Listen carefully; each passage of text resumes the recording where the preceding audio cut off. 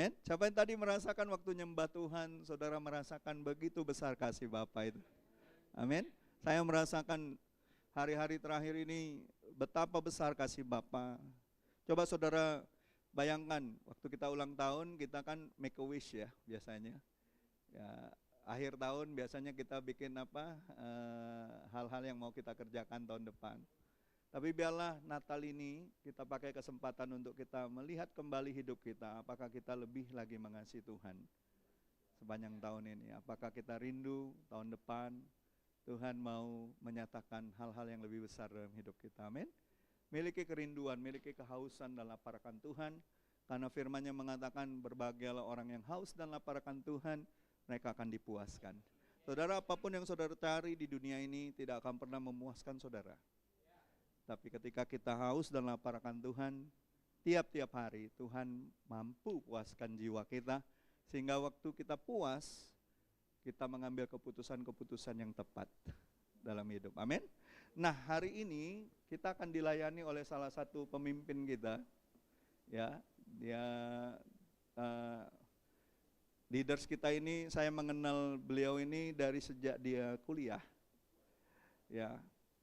Saya percaya orang-orang yang dipercayakan Tuhan di dalam mentoring kita, kepemimpinan kita, kita harus meyakini bahwa orang-orang tersebut akan menjadi lebih dipakai Tuhan di kemudian hari. Amin.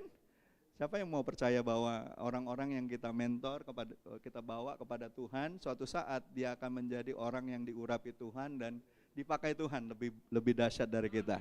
Amin. Jangan pernah merasa bahwa kita sudah berkontribusi banyak atas hidup dia, atas hidup seseorang. Percayalah itu semua karena anugerah Tuhan. Bukan karena kekuatan kita, bukan karena kuat gagah kita. Amin. Dan saya mengenal beliau ini udah 20-an tahun ya, dari sejak dia kuliah. Dan kalau hari ini dia tetap berdiri bersama-sama jemaat ini, bahkan menjadi salah satu pemimpin yang berdiri bersama-sama dengan saya dan Ibu Irma, ya, dan juga menjadi ketua yayasan kita di Yayasan Gema Kasih Bangsa. Saya percaya ada perkara-perkara yang lebih besar yang Tuhan mau kerjakan atas kehidupannya. Amin. Tanpa berpanjang lebar, mari kita beri kemuliaan kepada Tuhan untuk hambanya Bapak Hanes Manurung. Terima kasih Pastor. Haleluya, Bapak Ibu, selamat hari Minggu, selamat beribadah kepada semua Bapak Ibu, khususnya yang mungkin baru pertama kali datang. Saya Hanes ya, kalau ada yang belum kenal, saya jemaat juga gitu, bukan pendeta, bukan full timer, bukan ya. Tapi sebelum saya mau nyampein firman Tuhan ya, saya mau bilang adalah anugerah yang sangat berharga ketika kita bisa sama-sama orang percaya menyembah Tuhan, masuk di dalam hadirat Tuhan, amin. Karena itu precious gitu loh. Itu lebih bernilai daripada kita misalnya jalan-jalan ke tempat yang paling indah sekalipun. Amin. Jadi kalau Daud bilang itu lebih berharga satu hari di dalam pelataranmu daripada 1000 hari di tempat yang lain. Amin. Bapak Ibu, jadi kalau dulu kalau masih awal-awal pastor bilang 20 tahun yang lalu ya, kalau saya habis pulang ibadah, saya suka mikir ya, aduh ada hadirat Tuhan gak ya tadi waktu ibadah di gereja, benar gak? Ada gak yang sama kayak saya, oh dulu waktu tadi nyembah Tuhan kita ngerasa ada jamahan Tuhan gak gitu loh, enggak. Tapi ternyata itu kurang tepat saudara, karena sebetulnya ya di dalam setiap persekutuan itu sebetulnya Tuhan pasti hadir gitu. Karena Tuhan gak mungkin melanggar firman-Nya ya kan, Tuhan bilang 2-3 orang berkumpul di dalam namaku maka aku hadir, dia bilang. Permasalahannya itu menurut saya ya, itu adalah tergantung, ada 2 ekspektasi gitu loh. Ada 2 ekspektasi ketika kita beribadah. Ketika kita datang ke gereja, ketika kita masuk dalam persekutuan, ada 2 ekspektasi yang umum. Yang pertama ekspektasi menerima. Jadi ketika kita beribadah, kita berpikir, berharap kita menerima gitu loh. Termasuk menerima jamahan Tuhan, menerima berkat Tuhan, menerima ampunan dari Tuhan, semuanya itu baik gitu loh. Tetapi ada ekspektasi yang lain gitu loh, ketika kita datang beribadah kepada Tuhan, yaitu ketika kita ingin memberi gitu. Ingin memberi. Ketika kita datang kepada Tuhan, bawa sesuatu, itu mengubah perasaan kita. Ketika kita punya ekspektasi menerima dari Tuhan, ketika apa yang kita terima itu akan mempengaruhi perasaan kita. Benar nggak? Oh, aku merasakan hadirat Tuhan, aku menerima jamahannya, memuaskan kita gitu loh. Tetapi Bapak Ibu ya, ketika kita punya ekspektasi memberi sama Tuhan, kita akan memberi dengan hormat.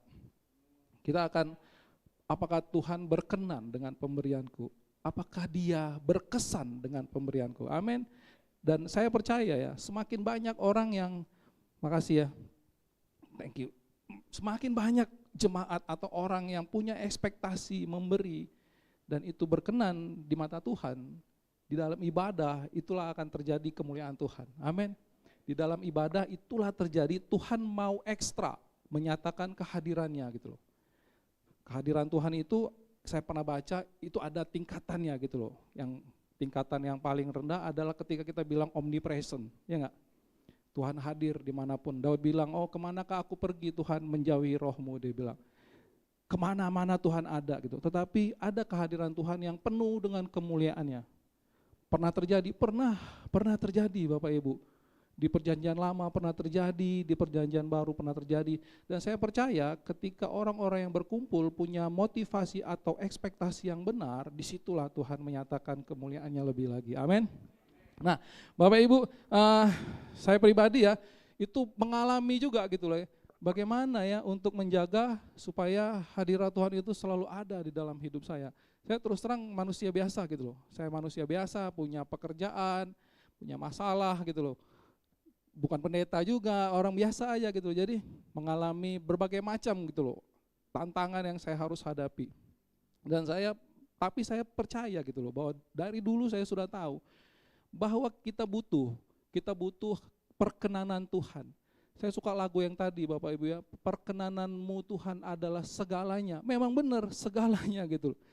Kita nggak usah terlalu banyak ngerti firman atau apa aja gitu ya, nggak usah terlalu banyak kita melakukan hal-hal yang dahsyat atau apa ya. Tapi kalau Tuhan berkenan itu udah ya semuanya beres Bapak Ibu. Dan hamba Tuhan yang menurut saya kita semua tahu lah ya, siapa hamba Tuhan yang mendapat perkenanan Tuhan. Saya rasakan salah satu yang paling kita tahu yaitu adalah Daud ya. Benar nggak Bapak Ibu ya? Saya percaya bahwa kita butuh pertolongan Tuhan setiap hari gitu loh, meskipun kita bergumul gitu loh. Bagaimana untuk kita tetap selalu ada di dalam perkenanan Tuhan. Nah, walaupun ya, kadang-kadang kan masalahnya yang terjadi kayak gini Bapak Ibu ya. Misalnya kita tahu nih kita butuh Tuhan ya, tetapi kadang-kadang ya, hari-hari kita tuh mata kita teralihkan ke yang lain gitu loh. Pelan-pelan kita teralihkan, benar nggak? Lama-lama bukan mata kita yang teralihkan dengan Tuhan, badan kita mulai berbalik nih gitu loh. Semakin tidak melihat Tuhan dan mata kita tertarik dengan hal-hal yang lain dan lambat-lambat kita mulai akan menjauh gitu loh.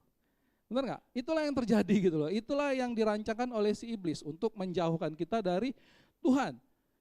Ketika kita mulai memalingkan dulu pertama, lama-lama badan kita mulai, tetapi makanya itu saya bilang ya, kita memang butuh yang namanya komunitas. Itulah makanya kita butuh ada orang-orang yang Tuhan tempatkan untuk bisa tegur kita gitu loh.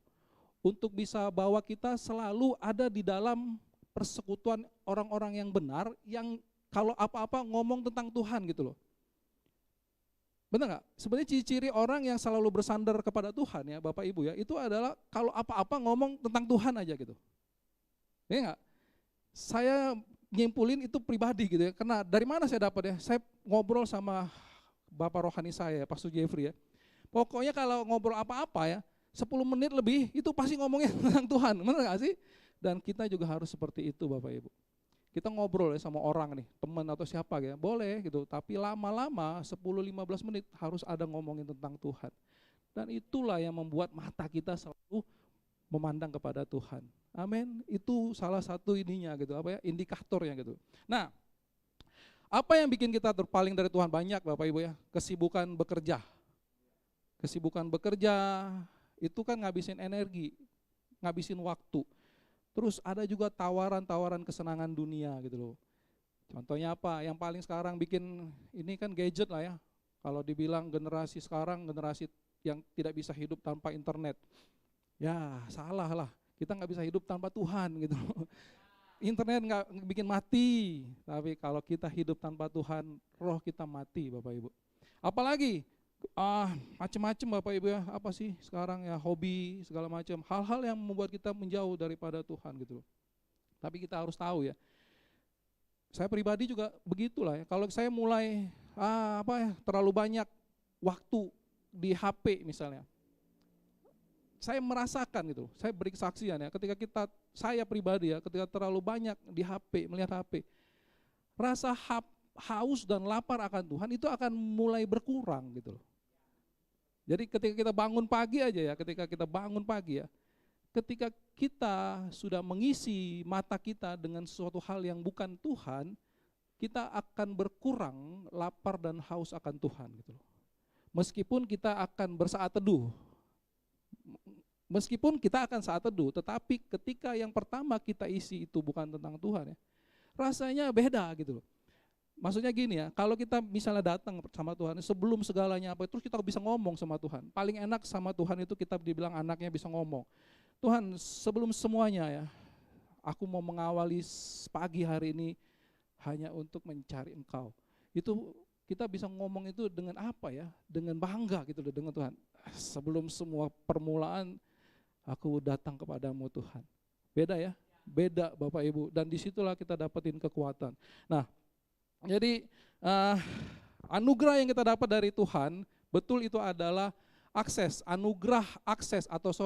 anugerah jalan yang kita dapat dari Tuhan melalui salib Yesus. Melalui salib Yesus itu betul adalah akses atau jalan untuk kita masuk ke dalam kehidupan yang baru.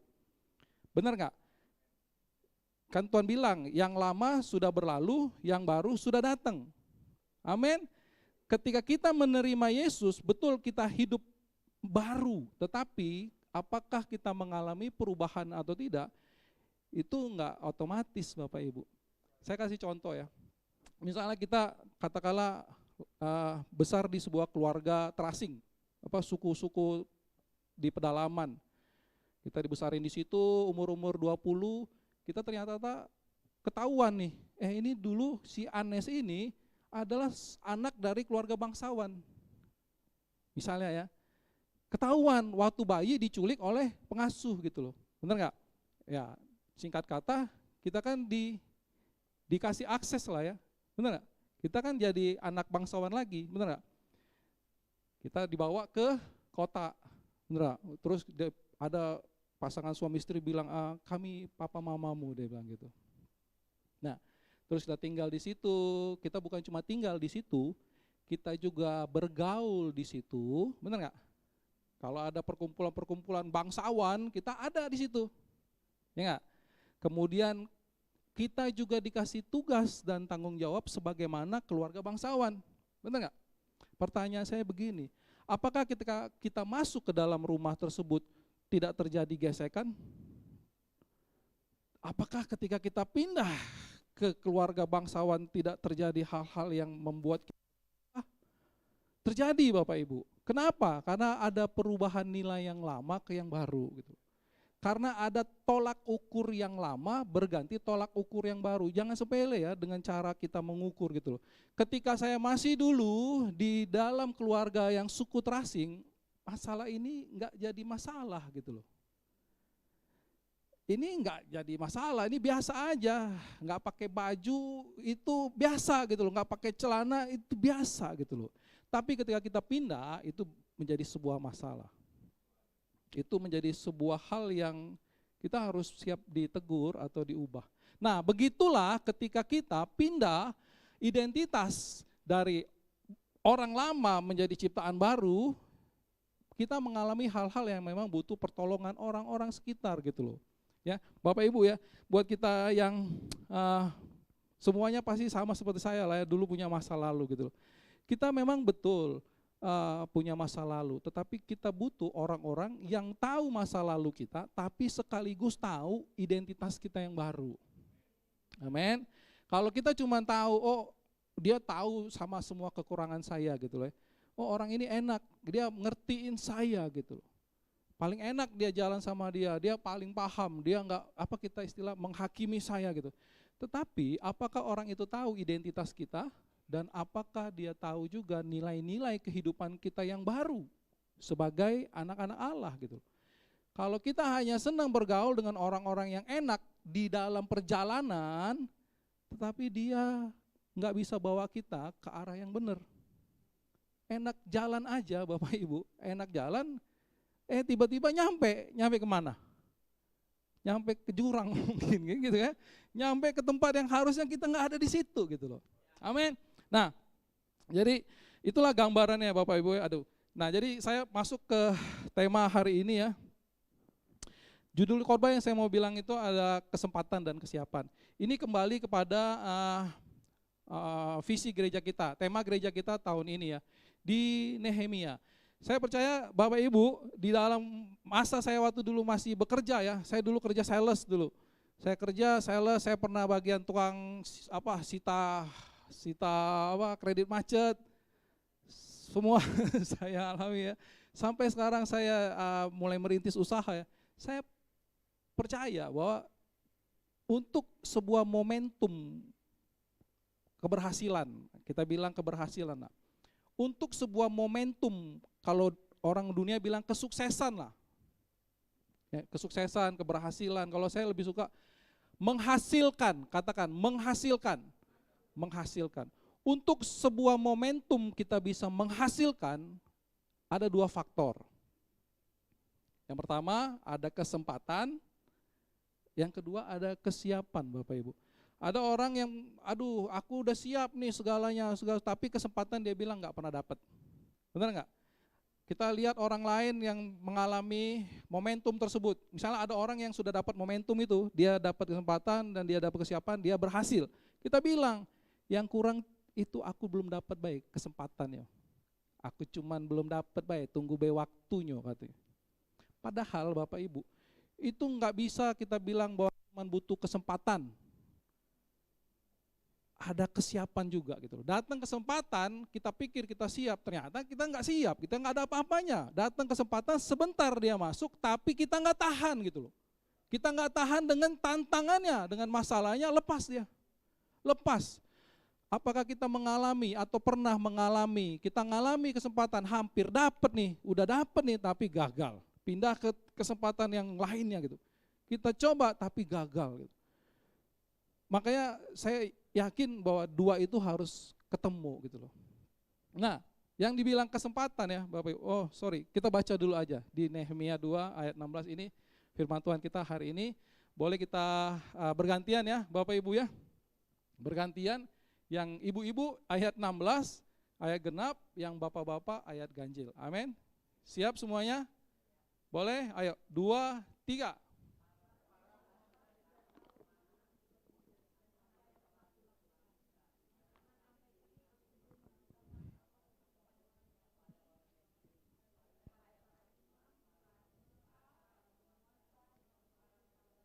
Ayo bapak-bapak. Lalu aku berkata pada mereka, kamu lihat kemalangan yang kita alami, Yerusalem telah menjadi reruntuhan dan pintu-pintu gerbangnya. Bangun kembali tembok Yerusalem supaya kita tidak lagi dicela.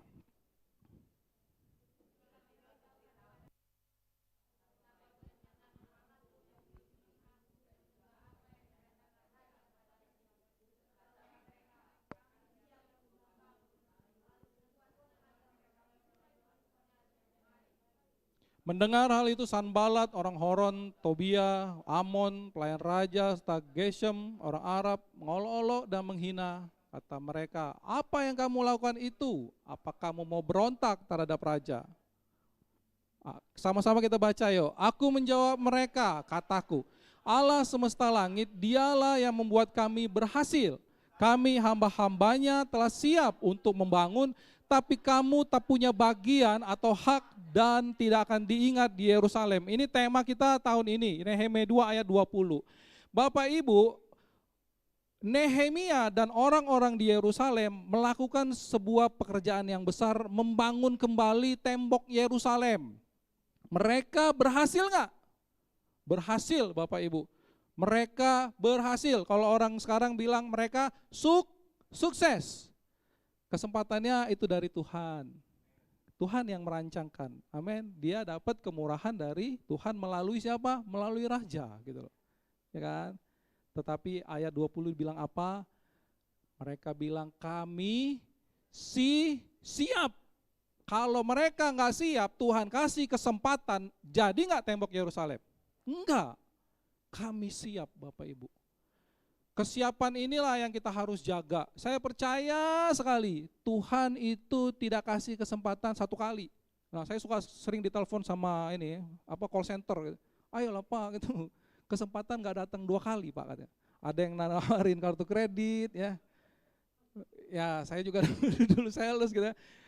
Saya nggak menolak yang dia tawarin, tapi yang saya tolak waktu dia bilang ayolah Pak, kesempatan nggak datang 2 kali katanya. Oh dalam nama Yesus saya tolak itu, dia bilang tidak ada.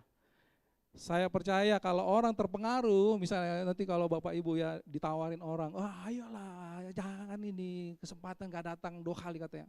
Ingat pesan saya, dalam nama Yesus kesempatan datang setiap hari Bapak Ibu. Ya, kita lihat di ratapan ya. Ratapan itu bilang apa saudara-saudara? Besar kasih setia Tuhan, tidak berkesudahan kasih setia Tuhan, besar kasih setianya selalu baru setiap pagi. Rahmatnya baru setiap pagi. Rahmatnya itu bicara tentang kemurahan Tuhan, anugerah. Makanya anak saya namanya Rahmat. Ya kan? Bapak Ibu kan baru tahu. Bapak Ibu kan tahu pikirnya anak saya namanya Bram. Nama anak saya itu Ben Rahmat gitu. Rahmat kemurahan Tuhan gitu. Nah, tetapi Bapak Ibu yang sekarang kita mau bahas ya, itu adalah bicara tentang kesiapan. Bagaimana supaya kita siap? Saya banyak hal ya, tapi bagi saya cuma mau bagi tentang kesiapan itu 2 hal aja gitu loh. Yang pertama ya Bapak Ibu, apa yang bisa bikin kita siap? Yang pertama adalah ketika kita menjaga perkenanan Tuhan. Saya udah bilang tadi ya, perkenanan Tuhan itu nomor 1 Bapak Ibu. Anda boleh aja nggak educated ya, nggak berpendidikan. Anda boleh aja nggak punya modal atau cuma modal dengkul ya. Anda boleh aja nggak ada apa-apanya gitu ya. Tapi kalau Tuhan berkenan saudara, itu orang-orang akan heran. Kalau Anda berkenan ya, orang-orang tuh akan bilang, oh memang orang ini disertai Tuhan.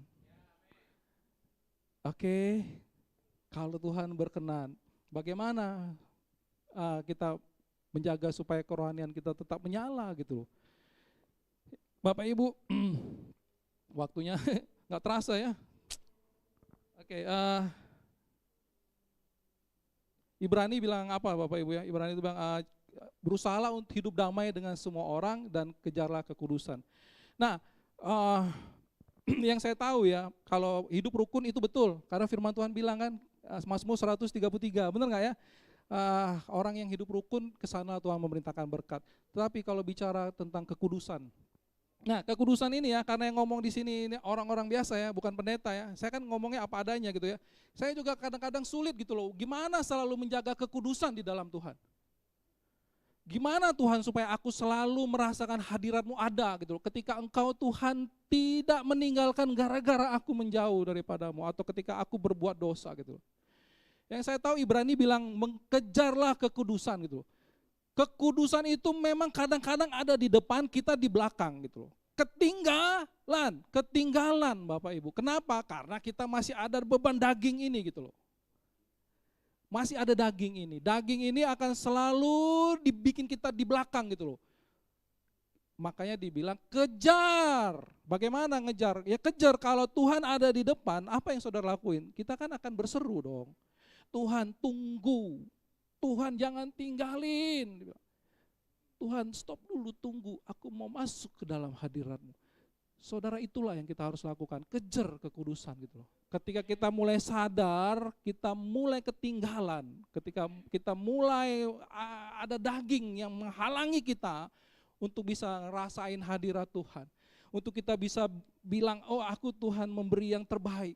Saya suka ada lagu, aku datang Tuhan dalam hadirat-Mu, berhiaskan kekudusan.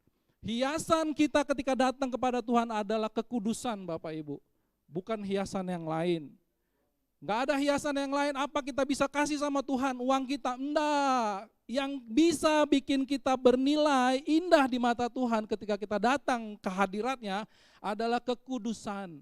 Oleh sebab itu kejar Bapak Ibu, ketika kita mulai ketinggalan, jangan lama-lama gitu loh.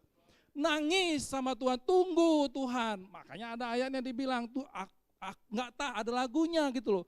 Ku tak tahan menunggu, tunggu Tuhan, aku mau menghampirimu, datang ke hadapanmu, walaupun dengan segala kelemahan.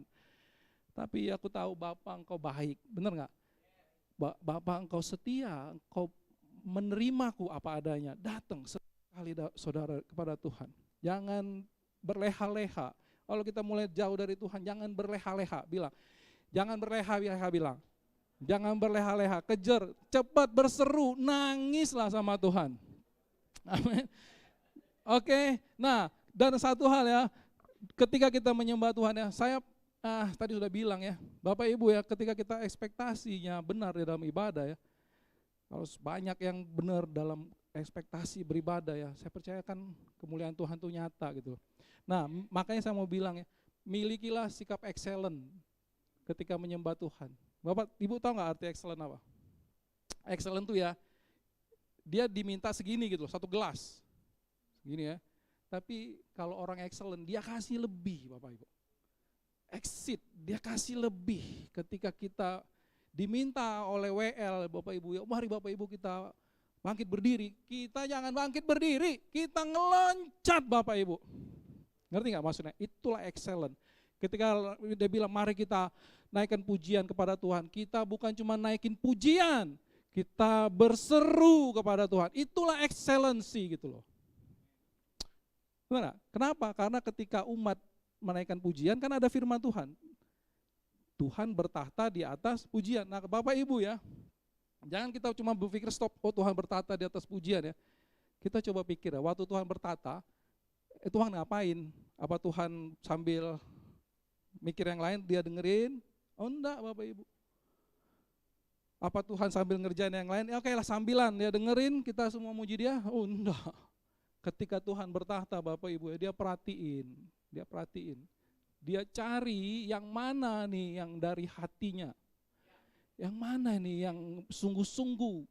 Ada enggak di zaman ini dia ketemu Daud-Daud yang berkenan di hadapannya gitu loh. Dia lihat yang mana ini walaupun perasaannya lagi sedih, walaupun lagi sakit, walaupun dia lagi banyak masalah, walaupun dia mungkin susah payah datang beribadah, tapi dia datang. Mana orang-orang yang datang dengan hancur hati? Waktu Tuhan bertahta, dia ditinggikan, dimuliakan, tetapi dia juga mencari orang-orang yang mana yang memberikan dengan kesungguhan hati. Amin. Makanya ketika kita datang kepada Tuhan, kita bukan datang seperti diajar waktu mungkin 10-20 tahun lalu kita pertama bergereja. Enggak, itu bicara pertumbuhan. Ketika kita mengenal Tuhan, kita akan berbicara lebih banyak sama Tuhan. Kita akan ngobrolnya lebih bertumbuh, enggak gitu-gitu aja gitu loh maksudnya. Lebih dalam, lebih banyak hal yang kita bisa omong sama Tuhan. Daud itu ya, dia berusaha sungguh-sungguh. Dia waktu lagi menang, dia puji Tuhan, benar gak? Dia lagi susah, dia puji Tuhan. Gitu. Nah dia lagi terancam, dia puji Tuhannya, tapi dia gak ngeluh, dia gak ngomongin kesusahannya Bapak Ibu. Waktu Daud bermazmur, kalau kita baca ya, justru dia membesarkan Tuhan. Justru dia fokusnya kepada Tuhan. Di dalam mazmur justru dia selalu ngomongin tentang Tuhan lebih banyak daripada kesusahannya gitu loh. Itulah yang dibilang pertumbuhan ketika kita mengenal Tuhan. Di dalam hadiratnya lebih lama, bertumbuh ketika kita memuji Tuhan. Amin. Nah, jadi begitu ya Bapak Ibu ya. Kita lanjut dulu. Nah Bapak Ibu, tetapi ada hal-hal yang menghalangi kita.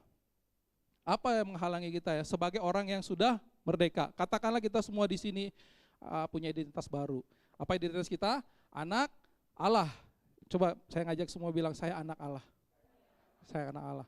Meskipun kita anak Allah, tapi kadang-kadang kita juga ngalami masalah, benar nggak? Nehemia ini, kalau kita baca ya Bapak Ibu ya, itu Nehemia 2, Nehemia 3, Nehemia 4, Nehemia 5, ada satu masalah yang dihadapi orang Yerusalem. Apa yang dialami Yerusalem ya? Nanti Bapak Ibu baca di rumah, ada slide-nya nggak? Jadi Nehemia 5, itu ternyata kemudian orang-orang Yerusalem mengeluh. Mereka mengeluh gitu loh. Aduh, ini kan sudah mulai membangun ya, ada yang ngeluh, aduh dia bilang begini, ladang kebun anggur rumah kami gadaikan, dia bilang. Terus ada yang bilang kami harus meminjam uang untuk bayar pajak, dia bilang. Sekarang walaupun kami saudara, tapi anak kami perempuan itu jadi budak, dia bilang. Bahkan ada beberapa anak perempuan kami yang harus dimiliki orang. Tetap akan ada masalah Bapak Ibu, walaupun kita punya identitas baru, pasti gitu loh.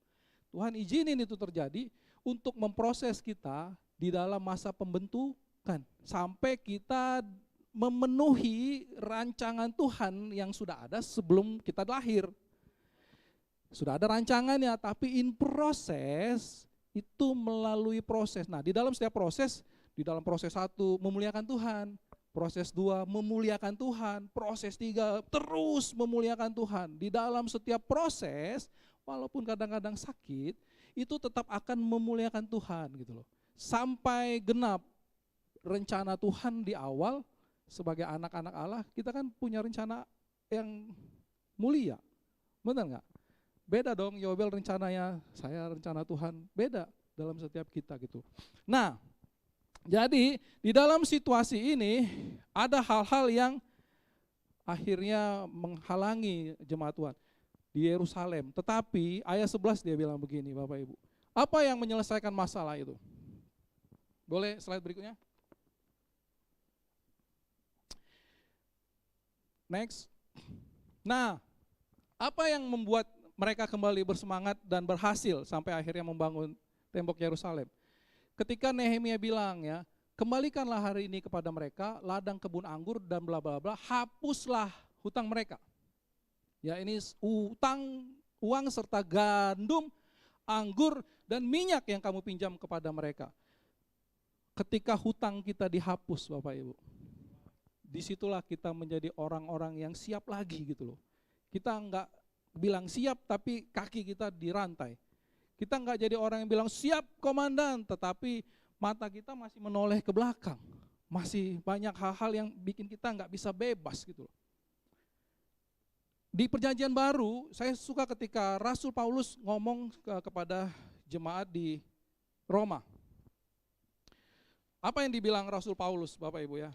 Jadi suatu ketika Rasul Paulus itu ada juga bicara mengenai masalah hutang ya. Dia bilang begini, jadi saudara-saudara, kita adalah orang yang berhutang, tapi bukan kepada daging. Roma 8 ayat 12 sampai 15, kalau Bapak Ibu mau buka ya. Kita ini tetap adalah orang-orang yang berhutang, tetapi bukan kepada daging.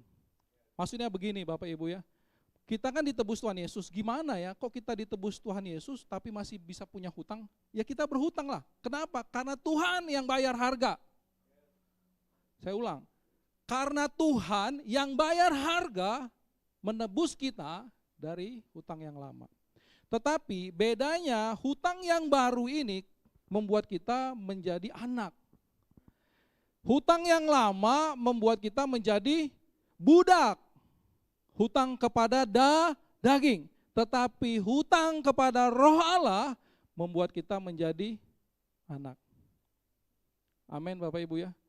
Hutang kepada daging membuat kita tuh menjadi jauh daripada rencana Tuhan sejak awal. Tuhan gak suka Bapak Ibu ketika kita itu menjadi budak. Ketika kita tidak bisa bebas untuk memenuhi apa panggilan Tuhan. Panggilan Tuhan itu adalah suatu hal yang lebih berharga daripada rencana kita loh Bapak Ibu. Kita boleh punya cita-cita, benar gak? Kita boleh punya cita-cita, nanti siswa ya. Oh saya nanti punya cita-cita menjadi ini, ya boleh, tetapi kalau kita sudah nangkep panggilan Tuhan, lebih berharga yang mana Bapak Ibu? Lebih berharga panggilan Tuhan. Ya bersyukur kalau panggilan Tuhan selaras dengan apa yang kita cita-citakan. Amin. Benar nggak Bapak Ibu? Nah khususnya buat anak-anak muda ya yang masih mau kuliah ya. Tahu nggak apa kelebihan dari identitas sebagai anak Allah? Benar nggak? Waktu orang-orang Yerusalem mereka mendapatkan mandat dari raja, ya nggak? Dapat surat ya. Dibilangkan dia bebas melewati daerah-daerah bupati. Benar nggak? Baca ya nanti ya, Nehemia 2 ya. Mereka ini kan orang-orang jajahan, bukan lagi jajahan, lebih rendah dari jajahan, dibuang. Enggak, dia dijajah, kalau kita dulu Indonesia dibilang dijajah masih di sini gitu. Yang ini udah dijajah, dibawa ke negeri lain itu. Berarti warga negara kelas berapa Bapak Ibu? Kelas 3 lah kalau gitu ya. Nah tetapi karena ada otoritas, katakan otoritas, mereka boleh melewati daerah-daerah bupati. Bahkan dibilang mereka boleh meminta kebutuhan di kebun kerajaan. Boleh ambil dari kebun kerajaan untuk keperluan mereka, kata raja. Nah, saudara, kita ini kan orang-orang identitas baru nih. Kita nggak dapat mandat dari raja dunia gitu loh. Kita dapat mandat dari raja sorga. Apa kelebihannya? Akses. Bapak Ibu ya, khususnya adik-adik gitu lah, yang mau kuliah atau mau milih tempat ya, harus punya keyakinan di dalam iman bahwa aku punya akses sebagai anak Allah. Aku mau kuliah di sini, aku pakai otoritas yang dari Tuhan, bahwa aku punya kuasa gitu loh sebagai anak Allah, boleh masuk ke akses-akses tertentu. Kita juga ya sebagai orang-orang yang mungkin bekerja atau orang-orang yang mungkin berusaha, ketika kita mulai berpikir, oh aku mau coba masuk ke daerah bupati ini gitu loh, atau aku mau masuk ke daerah ya wilayah ini gitu loh. Ingat satu hal sebelum melakukan sesuatu ya, akuilah Tuhan di dalam segala lakumu, maka Ia akan meluruskan jalanmu gitu. Apa yang harus kita akui? Bahwa Dia Bapak kita gitu loh. Kita anaknya gitu. Punya otoritas, punya kuasa. Otoritas itu bicara kuasa. Aku punya kuasa yang membuat aku bisa masuk, tidak dihalangi oleh apa yang bisa menghalangi kita. Koneksi nggak punya, itu bisa menghalangi kita. Apa yang bisa menghalangi kita? Kecurangan, segala macam hal-hal yang nggak dari Tuhan. Apa yang bisa mengalahkannya? Otoritas. Kita punya akses sebagai anak Allah. Amin. Itu yang saya yakini gitu loh, dan saya alami gitu loh. Ketika ada otoritas sebagai anak Allah, kita punya akses gitu loh. Masuk ke sini, masuk ke sini, masuk ke sini. Bapak Ibu ya. Nah, jadi tentang bicara hutang ya, saya mau tanya Bapak Ibu ya, saudara-saudara, menurut saudara ya, kenapa seorang anak mengasihi atau menghormati orang tuanya? Apakah supaya orang tuanya menjadi baik, atau supaya orang tuanya memenuhi kebutuhan anaknya? Jawabannya enggak. Karena yang namanya orang tua yang baik sejak awal memang sudah mengasihi anaknya gitu loh. Nah sekarang kan jawabannya begini, pertanyaannya begini, apakah alasan kita mengasihi Bapa di sorga? Apakah supaya Tuhan mengasihi kita? Apakah supaya Tuhan memberkati kita? Enggak. Karena sejak awal Tuhan sudah mengasihi kita gitu loh. Kita mengasihi Tuhan karena kita mengalami kasih-Nya. Kita melihat kasih setianya gitu loh. Itulah alasan kita mengasihi Bapak kita di rumah. Nah demikian juga, apakah kita berhutang kepada orang tua kita? Iyalah Bapak Ibu, kita berhutang lah. Itulah makanya kita juga berhutang kepada Bapa di sorga, di dalam roh, tapi bukan bikin kita menjadi budak. Amin. Kita berhutang kepada orang tua kita walaupun mungkin kita kasih dia lebih banyak daripada yang dia mungkin pernah kasih ke kita di dalam rupiah. Oke, di dalam rupiah bisa jadi kita kasih orang tua kita lebih banyak, tetapi kasih daripada orang tua itu nggak pernah bisa lunas. Kasih Tuhan kepada kita itu nggak pernah bisa lunas, dan kasih kepada Tuhan itu tidak berbatas. Nah, di dalam pengertian yang Paulus bilang di Roma inilah, saya ngerti gitu loh. Ketika kita sadar bahwa kita orang yang berhutang, itu justru bikin kita menjadi lebih siap. Saya ulang ya. Ketika kita sadar bahwa kita adalah orang yang berhutang kepada Tuhan, itu bikin kita tuh menjadi lebih siap. Kenapa? Karena Tuhan yang punya hidup kita gitu loh. Tuhan mau bilang apa, saya siap Tuhan. Tuhan mau suruh arah kemana, saya siap Tuhan. Itulah kesadaran yang membuat kita bukan menjadi budak, tapi membuat kita menjadi anak, Bapak Ibu ya. Nah, terakhir ya, saya mau bilang ya, kesimpulannya apa sih? Boleh terakhir?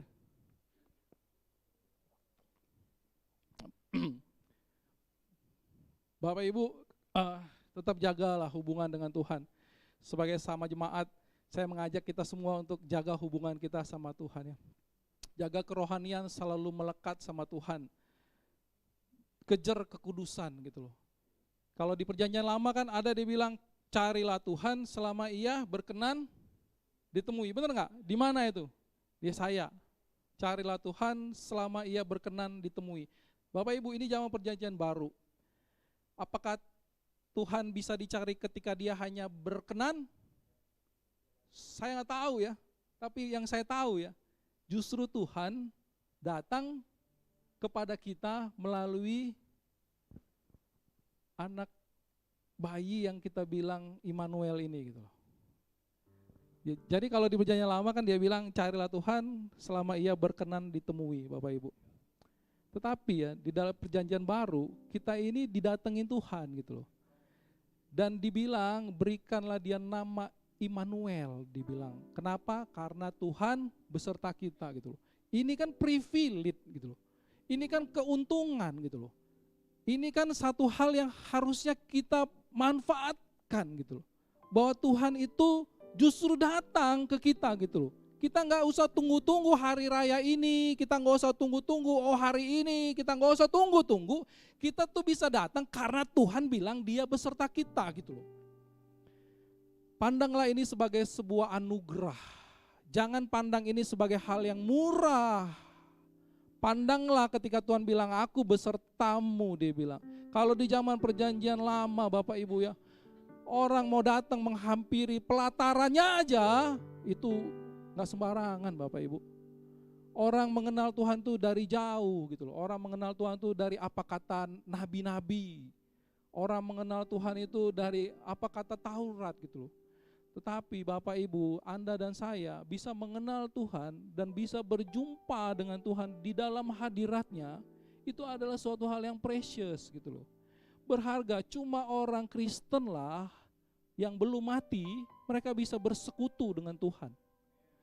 Cuma orang Kristen lah yang kalau orang-orang dunia bilang begini, oh misalnya ada orang bilang kalau nanti mati masuk kubur dia akan minta-minta sekali lagi kesempatan untuk hidup sekali lagi, dia bilang. Supaya apa? Supaya bilang ada yang bertobat, supaya ada yang bilang bisa bersedekah, segala macam dia bilang. Minta kesempatan sekali lagi. Cuma kita lah yang sudah mengalami kematian. Kita ini udah mati Bapak Ibu. Kita udah mati. Baca di Roma itu, kita udah mati terus hidup lagi gitu loh. Cuma orang Kristen dikasih kesempatan kedua. Karena Yesus mati. Dan kita dibilang menjadi satu di dalam kematiannya, menjadi satu di dalam kebangkitannya. Amin. Makanya kita beruntung, berharga ketika kita bisa merasakan hadirat Tuhan, bergaul intim dengan Tuhan, dekat sama Tuhan. Sekarang tidak ada lagi yang bisa pisahkan kita dari Bapa. Ada satu yang saya baru baca beberapa minggu lalu Bapak Ibu ya. Ada satu orang yang sangat dekat sama Tuhan gitu dan spesial gitu. Ada satu murid ya enggak? Yang paling dekat dengan Tuhan namanya siapa? Yohanes. Oke? Dia bilang begini Bapak Ibu, boleh slide-nya. Jadi suatu ketika mereka lagi kumpul nih, orang-orang dekatnya Tuhan. Semua dekat dong. Murid Tuhan, bergaul sama Tuhan. Suatu ketika ada Tuhan Yesus ngomong, oh nanti akan ada yang ini akan mengkhianati. Murid yang lain gak ada yang berani tanya. Nanti tanya dibilang gak usah ngurusin, takut gitu ya. Tapi Petrus ngomong begini sama murid yang dikasih, Cok, kau tanya dulu sama Tuhan, siapa sih? Dan ketika dia tanya sama Tuhan, siapa dia Tuhan? Tuhan gak jawab dengan panjang lebar atau marahin dia, enggak. Tuhan langsung bilang, dialah yang kepadanya aku akan memberikan roti sesudah aku mencelupkannya. Bapak Ibu perhatikan ya, seseorang di antara murid Yesus, yaitu murid yang dikasihinya, ada kata lanjutannya apa? Bersandar, dekat kepadanya gitu, di sebelah kanannya. Orang yang dekat sama Tuhan, dia bersandar Bapak Ibu. Sederhananya ya, kalau kita bilang bersandar kepada Tuhan itu seperti apa? Apa baca firman setiap hari? Itu salah satunya Bapak Ibu. Bersandar sama Tuhan itu apa sih? Bersandar sama Tuhan itu Bapak Ibu ya, mau apa-apa tanya Tuhan. Mau apa-apa tanya Tuhan. Mau apa-apa tanya Tuhan gitu loh. Mau apa-apa tanya Tuhan. Yang orang bilang gak usah tanya pun itu udah pasti otomatis, masih tanya Tuhan. Itulah arti bersandar kepada Tuhan. Bersandar kepada Tuhan itu walaupun kita tahu, tapi kita tanya dulu, ini selaras gak dengan apa kata Tuhan. Hati kita tuh tanya, saya suka waktu masih kuliah ada dulu gelang yang tulisannya WWJD, ya enggak? WWJD, what would Jesus do? Itulah bersandar sama Tuhan. Ketemu apa, ntar dulu gitu loh, enggak buru-buru. Tanya Tuhan dulu. Ini benar enggak gitu? Ini ada manfaatnya enggak? Ini melanggar firman-Nya enggak gitu loh? Apa-apa tanya Tuhan. Itulah bersandar sama Tuhan Bapak Ibu. Dan kalau kita dekat sama Tuhan ya, Tuhan itu kasih privilege agak sedikit ekstra gitu. Dia kasih tahu hal-hal yang mungkin ke orang lain itu dikasih di dalam bentuk perumpamaan. Dia kasih tahu sesuatu yang kepada orang lain mungkin dia hanya bayangan gitu loh. Tetapi kepada orang-orang yang dekat kepada Tuhan, Tuhan menceritakan rahasianya Bapak Ibu. Dan kalau Tuhan menceritakan rahasianya, makanya orang akan datang ke kita gitu loh. Dia akan tanya, Pak Peter, tolonglah doain, aku lagi bingung. Aku gak tahu ini kenapa bisa terjadi. Aku gak tahu ini kemana arahnya. Aku hilang harapan, tolong doain. Kenapa? Karena dia tahu kita dekat sama Tuhan, punya akses khusus gitu. Dan Tuhan tuh ceritain rahasia-rahasianya kepada kita. Amin. Saya itu aja Bapak Ibu. Saya kembalikan kepada Pastor.